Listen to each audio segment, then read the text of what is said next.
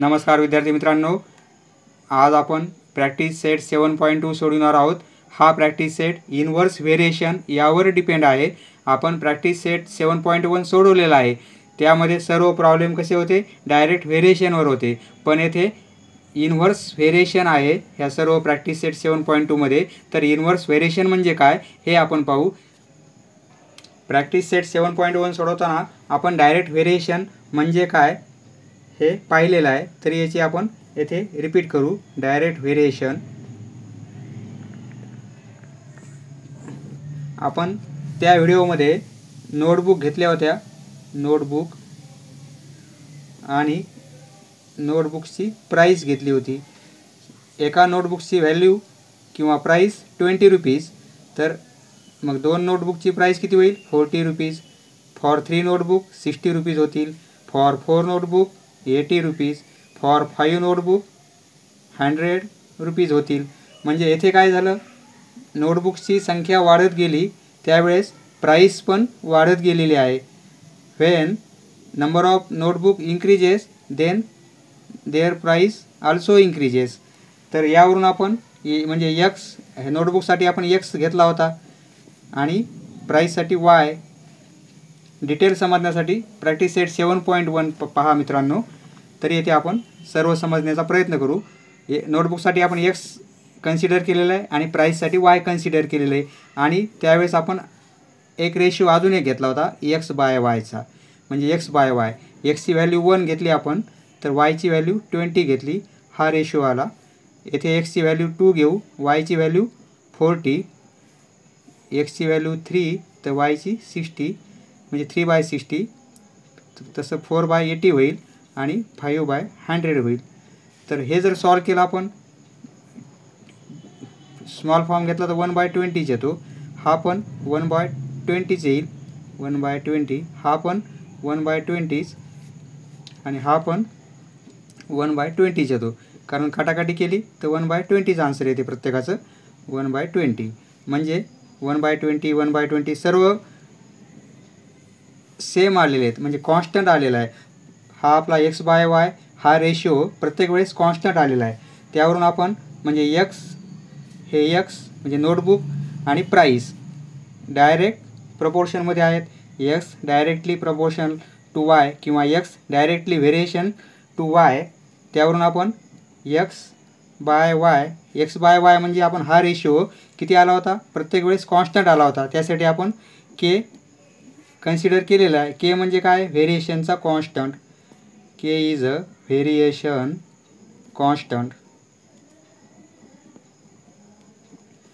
यावरून एक्सची व्हॅल्यू काढता येईल, एक्स इक्वल टू के आणि वाय इकडे मल्टिपलमध्ये जाईल, म्हणजे के वाय।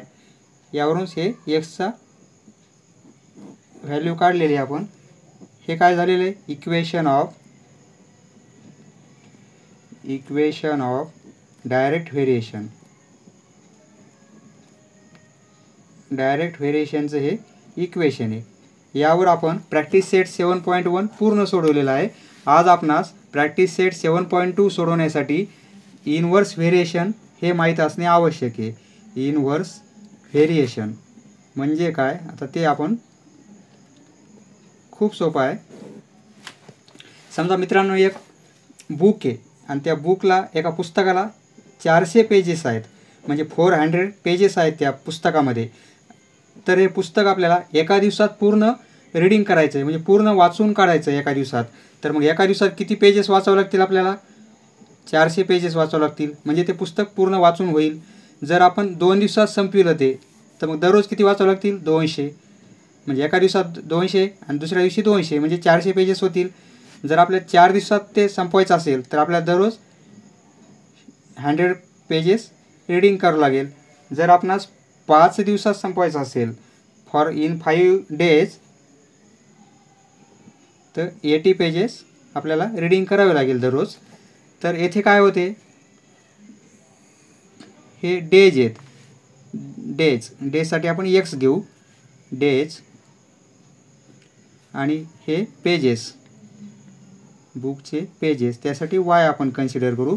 म्हणजे डेज इन्क्रीज झाले तर ही व्हॅल्यू कशी होते, डिक्रीज होते, लहान लहान होईल, 400 200 100 80 म्हणजे कमी कमी होते. इथं काय वाढत जाते 1 2 3 4 5 अशी वाढत चालली. म्हणजे ही व्हॅल्यू कशी होते, ही इन्क्रीज झाली तर ही व्हॅल्यू काय होते आपली डिक्रीज होते. म्हणजे ही इन्क्रीज तर ही व्हॅल्यू यावेळेस डिक्रीज होईल. किंवा इकडून ही व्हॅल्यू डिक्रीज होत आहे तर या साईडनं व्हॅल्यू ही कशी होते इन्क्रीज होते. म्हणजे येथे तुमच्या लक्षात आलं आहे आता. म्हणजे येथे काय होते, हा एक रेशिओ घेऊ आपण. येथे डायरेक्ट व्हेरिएशनला आपण x/y घेतला होता. म्हणजे डायरेक्ट व्हेरिएशन असेल जर त्या दोन क्वांटिटी जे आहेत त्यांचा आपण x/y रेशिओ घेतला होता, नोटबुक आणि प्राईसचा रेशिओ घेतला होता. येथे आपण इनवर्स व्हेरिएशन आहे. येथे डिव्हिजन न घेता इथे काय करायचं, x आणि yचा मल्टिप्लिकेशन घ्यायचा. म्हणजे हा एक मल्टिप्लिकेशन घेऊ आपण x आणि y. x y ची व्हॅल्यू काय होती पाहू आपण. 1 x ची व्हॅल्यू 1 घेतली आपण तर y ची व्हॅल्यू किती घ्यावी लागेल 400. म्हणजे हे आन्सर येईल आपलं 400. x ची व्हॅल्यू आपण 2 घेतली तर y ची व्हॅल्यू 200. म्हणजे हे 400 आन्सर येईल. x ची व्हॅल्यू 4 तर हे 100 म्हणजे हे 400च येते. 5 × 80 म्हणजे हे पण 400च येईल. म्हणजे प्रत्येक वेळेस कॉन्स्टंट आलेला आहे आणि सेम आलेला आहे 400. x × y घेतलं तर म्हणजे इनवर्स व्हेरिएशनमध्ये आपण काय घेतो, त्या क्वांटिटीचं आपण मल्टिप्लिकेशन घेतो. आणि डायरेक्ट व्हेरिएशनमध्ये काय घेतो आपण x/y. येथे आपण x × y घेतलेलं आहे. म्हणजे x × y हे काय आलेलं आपण डायरेक्ट व्हेरिएशनला असं लिहिलं होतं x directly proportional to y. तर येथे आपण इनवर्स व्हेरिएशनला काय लिहिणार x inversely proportional to y. म्हणजे 1/y लिहिणार. डायरेक्टसाठी फक्त y आणि इनवर्ससाठी 1/y. 1/y. तर आता x × y म्हणजे प्रत्येक वेळेस कॉन्स्टंट आपला सेम आला होता. त्यासाठी आपण k कन्सिडर करू. येथे 400 आहे. वेगवेगळं एक्झाम्पल घेतलं तर इथे वेगवेगळी क्वांटिटी येईल. त्यामुळे एक कॉन्स्टंट आपण कन्सिडर करू k म्हणजे काय येईल तो आपला व्हेरिएशनचा कॉन्स्टंट. Variation constant. आता यावरून x ची व्हॅल्यू काढता येईल. जसे आपण डायरेक्ट व्हेरिएशनमध्ये कॉन्स्टंटचं इक्वेशन आलं की त्यावरून x ची व्हॅल्यू काढली होती तशी येथे काढू आपण. म्हणजे x = काय होईल k आणि इथे मल्टिप्लिकेशनमध्ये असल्यामुळे येथे हे डिव्हिजनमध्ये येतील. या साईडचे हे y या साईडला गेल्यानंतर म्हणजे x ची व्हॅल्यू ही येईल. ज्यावेळेस डायरेक्ट व्हेरिएशन होतं त्यावेळेस हे इक्वेशन आलं होतं x = k/y. हे काय आलेलं आपलं इक्वेशन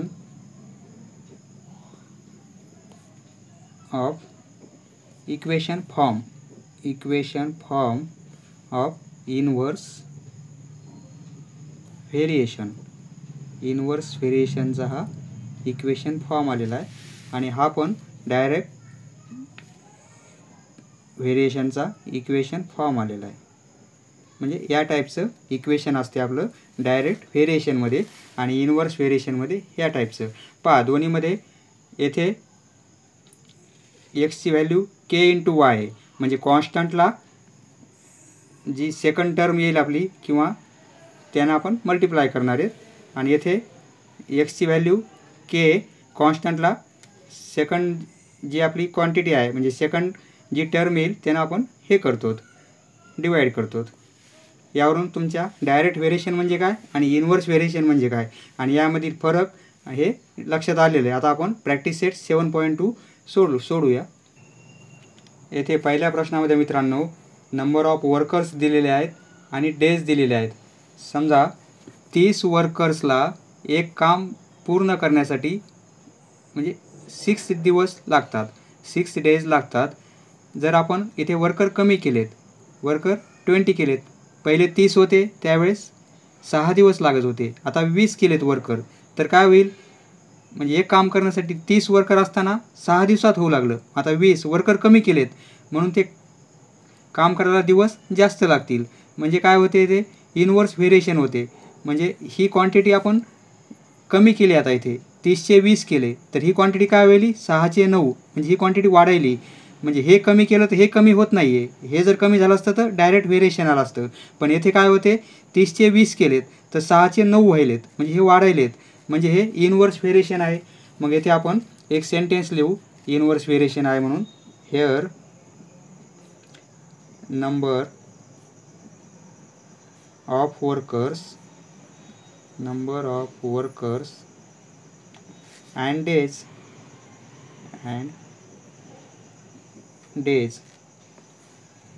वर्कर्ससाठी आपण W कन्सिडर करू आणि डेजसाठी D कन्सिडर करू. अँड डेज आर इन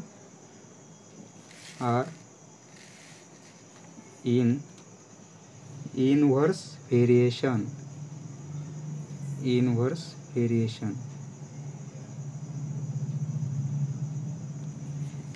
म्हणजे वर्कर्स असं येईल आपलं सेंटेन्स. एवढं सेंटेन्स लिहिण्याऐवजी हे डायरेक्ट लिहिलं तरी चालेल.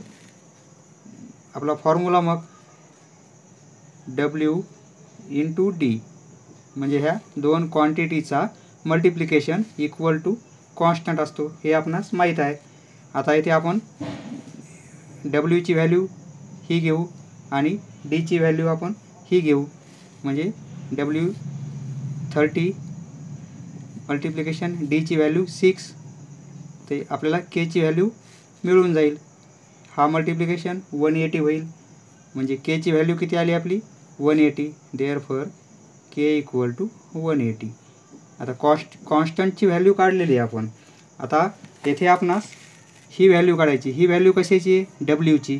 त्यावेळेस आपल्याला Dची व्हॅल्यू दिलेली आहे, म्हणजे डेज दिलेले आहेत. येथे आपणास वर्कर्स काढायचे आहेत.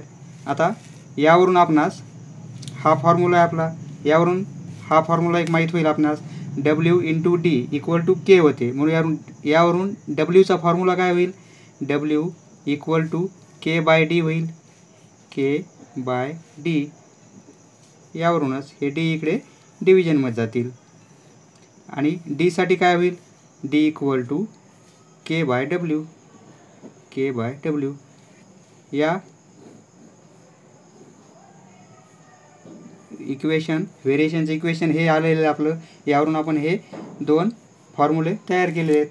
येथे आपणास कोणती व्हॅल्यू दिलेली आहे, Dची दिलेली आहे. आपणास Wची काढायची म्हणून Wसाठी कोणता फॉर्म्युला यूज करणार आपण, हा फॉर्म्युला. म्हणजे W इक्वल टू K म्हणजे किती आपण आत्ताच काढलेला आहे 180. आणि Dची व्हॅल्यू आपणास दिलेली आहे 12.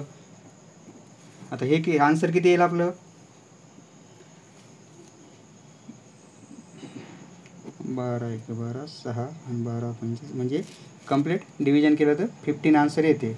म्हणजे W इक्वल टू 15, म्हणजे वर्कर्स किती आले आपले 15. ज्यावेळेस 12 डेज आहे त्यावेळेस 15 वर्कर लागतील. आता येथे वर्कर दिले 10 आणि आपणास काढायचे डेज. आता म्हणजे वर्कर्स दिलेले आहेत, म्हणजे Wची व्हॅल्यू दिलेली आहे. आपणास कोणती काढायची, आता Dची काढायची. मग Dसाठी कोणता फॉर्म्युला, हा formula. D equal to K by W.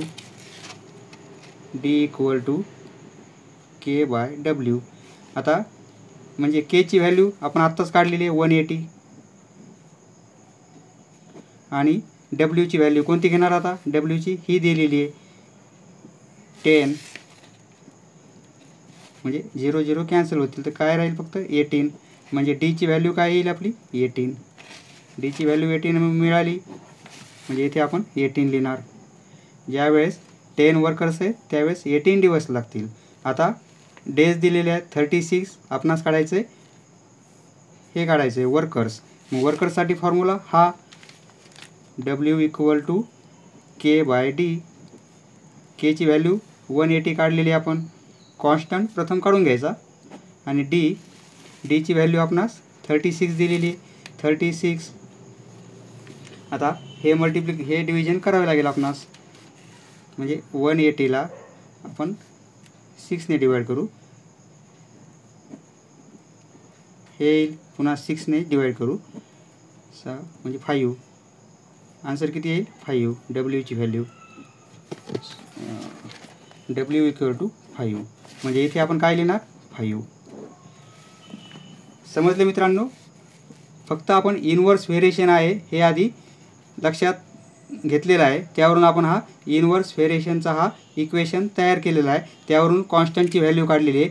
मग कॉन्स्टंटवरून हे दोन फॉर्म्युले मिळाले आहेत आपणास। मग यावरून डी दिला असेल तर डब्ल्यूचा फॉर्म्युला वापरायचा किंवा डब्ल्यू दिला असेल तर डीचा फॉर्म्युला वापरायचा, यावरून आपण व्हॅल्यू काढलेले आहेत। नेक्स्ट समजलं मित्रांनो, धन्यवाद। पुढचा व्हिडिओ पाहण्यासाठी चॅनल सबस्क्राईब करा। या व्हिडिओमध्ये आपण फक्त एकच प्रश्न सोडवलेला आहे, कारण व्हिडिओ फार मोठा होत आहे। यानंतरचे प्रश्न आपण वेगळ्या व्हिडिओमध्ये सोडूया। धन्यवाद।